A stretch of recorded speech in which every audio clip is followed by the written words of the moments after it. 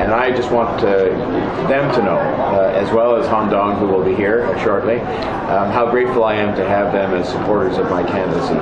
What we've been doing is going across the city, gathering together a very unique coalition of people who are from different political parties, different levels of government, different backgrounds of every single kind, because that really is what I believe to be my first job, which is to unify the city, to bring it together into one Toronto where we stop having the disputes we've had between the suburbs and downtown and various other kinds of divisions like that, and move forward with stable, competent leadership.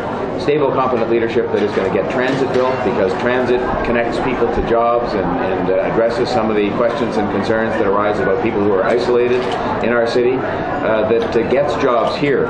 We need to both make sure there are more jobs created in Toronto by making sure it's a good place to do business for small and medium-sized businesses and big businesses, but also at the same time attracting more investment from countries around the world, whether it be China or whether it's Brazil or whether it's Germany.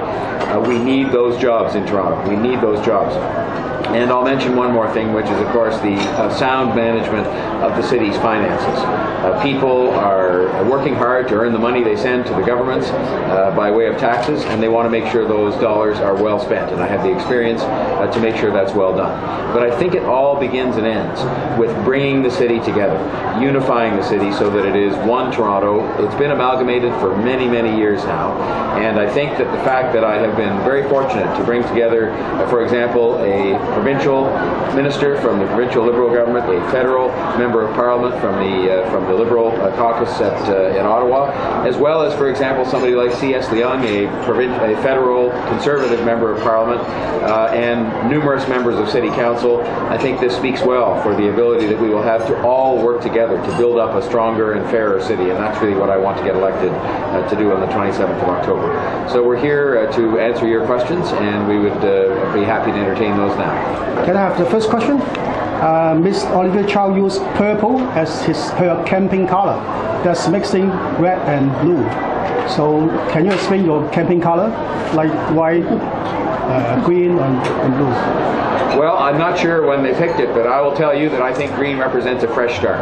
And I think at the City Hall we've had 4 years of chaos and division where people just haven't really worked well with each other. They haven't worked well as they could with the other levels of government to get things done for the people of Toronto. Whether it's building transit, including my Smart Track, whether it is getting more jobs here for people, managing the tax dollars as well as we could. So the green will be a fresh start, and we will get on with doing things to produce results for people, which is what they want. Will you be considering adding red?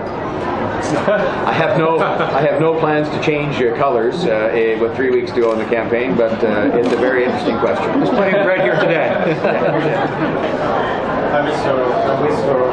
Good morning. This is Jason from Virginia. Would you like to elaborate your plan, Smart Track transit plan, and are you going to raise the property tax for Torontonia, and where's the funding from? Thank you. The first thing that I will mention is, since you asked, is about property taxes. I am committed to keeping property tax increases at or below the rate of inflation. I believe this will supply some extra money to the city government to maintain and improve city services, but at the same time, it will force a discipline on the city government to make sure that they spend the money they have now very wisely. I think if you've seen from some of the projects in Toronto, like the Union Station upgrade and things like that, there are still tens and tens of millions of dollars that are not well spent.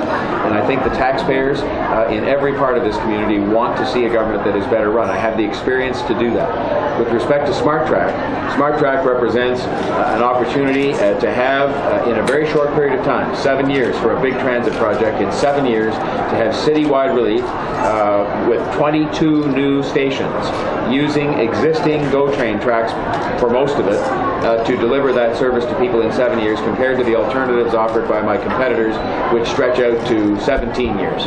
And so I think this is something we have to do. It's an urgent problem. The traffic in the city is a mess. and it requires bold action to deal with it. This is bold action. The city share will not be paid for through a property tax increase, will be paid for through development that will take place along the Smart Track route that will create incremental revenue, some of which will be used to pay for the city's share of this. And I'm also counting on the federal and provincial governments to be partners in Smart Track, and we'll be working on that as soon as we get elected. Mr. Tory, since you're talking about the Smart Track and it's a merge with the GO Transit, but the fare right now you said it's comparable to the TTC, which is $3, travel 52 kilometers. Do you think it's doable? What's the rest of the cost? Who will cover the rest of the cost? Well, as you know, the GO Train system and the Toronto Transit Commission subway system presently operate with some degree of public subsidy and also contributions made by people who pay their fares. And what I've said about Smart Track is that it is to be fare integrated, so that it would be one fare you would pay. So, for example, there are places even right here in Scarborough where you could get off Smart Track and get on the subway, or get off the subway and get on Smart Track. And the idea is that you would treat it as a one system that would work together. And I think we have to increasingly move to that kind of approach, which is a regional approach to transit that also says we're going to have a GO Transit and TTC, for example, work together. Because all people care about, they don't really care whose train it is. They care they can get to where they need to go and that they can pay a fare that is affordable for them. And by having this fare integrated, people would pay one fare, the TTC fare, and go where they need to go in the city. So how much the fare would be? Because $3 is not going to cover the 52 kilometers. It's way too less. Because if you take a GO Transit from Unionville, travel to downtown, it's talking about more than $10 for one way, one ride. But if $3 is not going to cover. Well, but right now, the $3 that people pay to ride the TTC or the money people pay to ride GO doesn't cover all of the cost. So we'll be sitting down, obviously, the TTC and Metrolinx and the city and the province and working all of that out. But the bottom line is we have to make it convenient and affordable. This will produce trains every 15 minutes all day, for example, from Markham, where there are tons of jobs, 200,000 jobs in Markham, that we want to be accessible to people throughout Toronto so they can get there on public transit. And we'll be working out the fare integration between the TTC and Metrolinx so that people can get to where they need to go conveniently and affordably. My name is Jack Jay. I'm from Chinese News. So everyone talking about transit seems a very hot topic. So my question to you is that we are facing the big environmental changes here. So when you're talking about have the big mass transit system, look at Toronto's last winter storm. Do you think it is a good idea that we should put our mass transit system underground instead? Because we know there is a big price for that. Why we don't do like a one station by one station? First of all, it should be noted that I am very much committed to building the Scarborough subway, and that is underground transportation, and I'm committed to building the downtown relief line as well, which is subway. But there are other forms of transportation that can and will work in our climate, and Smart Track, of course, if you think about it, the GO Transit system, which travels on the heavy rail, and that's what this is. This is taking those tracks, for the most part, and electrifying them and putting on electric trains that are emission-free. That those trains work perfectly well in winter weather as well. You don't have a lot of the kinds of problems that you might with, say, the Scarborough RT, the present RT. And so the bottom line is this will work fine in the winter, it'll work fine in the summer, and it will provide 22 new stations of transit, 15-minute service all day, every day, for people to get to and from work and to get where they need to go, and it will substantially make the traffic better, because people will finally, if they need to go to work, for example, in Markham from Scarborough, they will finally have a way to get there on public transit that's easy and that will convince them, I believe, to leave their cars at home. Okay, second, to come back to the transit again, that we understand the transit system is for the working people, and what I can realize that the city is growing very fast. You are not going to tell people, say, stop driving a car, especially newcomers. I don't believe you ask 10 of the Chinese, say, give up your car, go back to the subway is an option for them. So we look at it, we have mass construction condos built up in the center of Toronto. We are chocked the highway, including DVP, 427, anywhere you go. So why we don't think about building up another highway? We understand the old highway of Island Highway was killed by the elite people. Your opponent allegedly, you are the elites. And so why we cannot build up because if you look at today's, even you offer the alternative of the highway, an underground or smart transit, it's not going to solve the problem. What are you going to do? Let me try and address that. I mean, I believe in my heart that as people who are working in various places, there's a lot of young people, for example, who've chosen to live in downtown Toronto in all those condominiums that you talked about, because they like being able to live downtown. But they also want to have jobs in the high-tech industries, for example, in Mr. Chan's riding in Markham. And right now, those same young people don't have a car.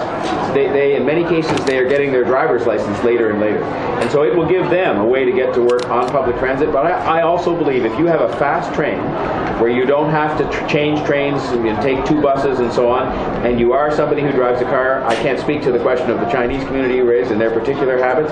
I believe lots of people, if they have a fast, efficient, affordable train to take to get where they need to go, will take that option because it's very expensive to drive a car. It's very frustrating to drive a car. And with respect to your question of building a new road, one of the problems with developed cities like Toronto is there's not really anywhere left to develop a big road that's going to move people around. And I think we've concluded the better way to move people is to give them an option so they don't have to use their car. And then everybody will be able to get where they need to go. Next.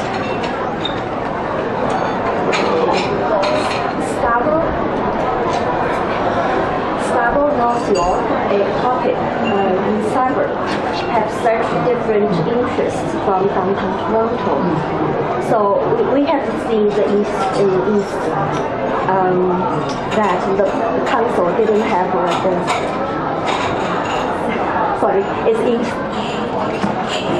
didn't work out a lot of issues quickly. Yes. So as a candidate, how can you solve real issues, working out the difference? Well, I'll tell you one idea I've had that I've talked about that I think will do a lot of good. I plan to take the city council around the city and each year have one meeting of the city council, and it may have to be an informal meeting because there may be legal and even technical reasons because of the voting system they have. But I'd like to have the council come and meet in Scarborough, for example, and North York, and Etobicoke, and East York. And for a day, spend the morning perhaps having people come in and make presentations to the council about Scarborough problems or North York problems. And then in the afternoon, have the members of council go out in groups of 2 or 3 to see different things they should see. For example, there's a hospital in Scarborough that is just not up to date. It's got 1967 operating rooms, and people should go and see that and understand what the problems and challenges are there. And so I intend to do that. And I think what it will do is it will take the members of council, for example, who may come from Etobicoke, and have them come and see some of the problems in Scarborough and understand them better, because all the members of council get to vote on everything pretty much that affects the whole city. But oftentimes they don't know as much about problems that are not in their part of town. And so that's one small thing that I will do to help increase understanding of the issues that exist across the city, and I think that will start to make a difference, including a difference on bringing the city together into one city where people realize that everything that goes on in Scarborough that's good is good for all of Toronto. Everything that goes on in Etobicoke is good for all of Toronto, and we have to get to thinking that way. Yes,